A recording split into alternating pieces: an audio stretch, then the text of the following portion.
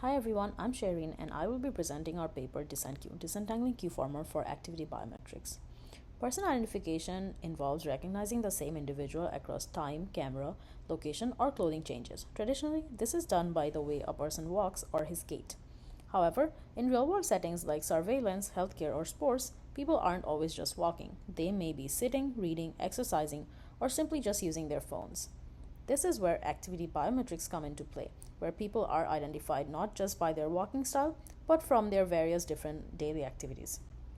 Now let's dive into where we currently are from the multimodal model's perspective. Current multimodal models uses RGB images plus extra additional input like silhouettes or poses aligned with text. This works well for gait, but breaks down in activity biometrics where actions vary way more widely. In that case, just alignment is simply not enough.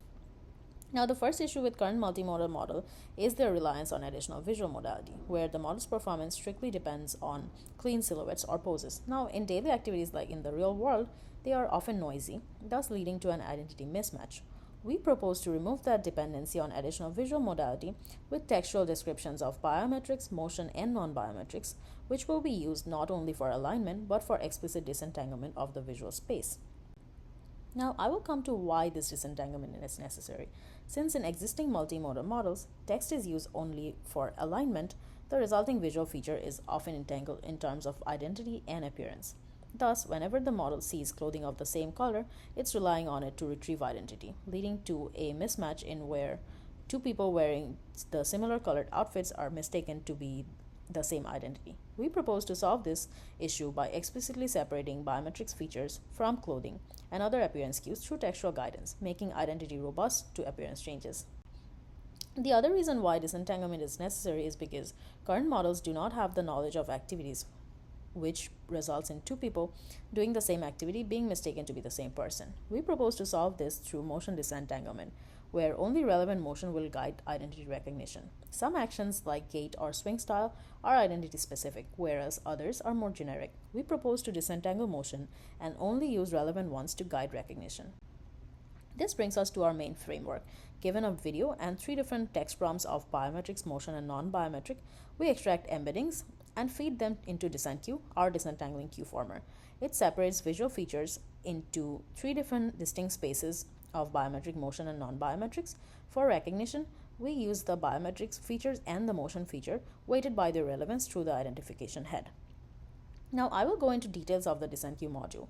Given this feature space from a baseline where all identities are overlapped with each other due to entanglement, DisenQ's job is to disentangle them into distinct clusters. Now, unlike standard Q-Former with one learnable query, DisenQ has three different sets of learnable queries, one for biometrics, motion, and non-biometrics. Each of those learnable queries refines itself and aligns itself through self-attention and cross-attention layers. In the cross-attention layer, the alignment is happening through the concatenation of visual space and the feature space of the learnable query's distinct type. So the result is three different sets of learnable queries distinct for each of those feature type, which results in more cleaner class feature space, which we can see here of distinct spaces of identity, motion, and non-biometric features. Now, we have evaluated our model on three activity biometrics benchmarks, namely NTU, PKU, and charades, and we have achieved state-of-the-art performance across all of those benchmarks. On the large-scale dataset of MAVID for real-world person re-identification, DisenQ also shows competitive performance, proving it generalizes beyond. Now, here we show ablation for including each of our proposed components, starting with just the visual encoder. Incorporating textual supervision followed by biometrics and motion disentanglement gave gradual performance boost. Finally, using our method along with motion relevance guiding identity gave us our best performance. Starting from the baseline to our model, we have a total of 9% accuracy boost. Lastly, and most importantly, our method excels across activities. We see up to 12% improvement in cross-activity evaluation, where qualitative examples confirm correct identity retrieval across various different actions, which shows the superiority of our model. Thank you everyone for listening. Please refer to our project page for more information about our paper.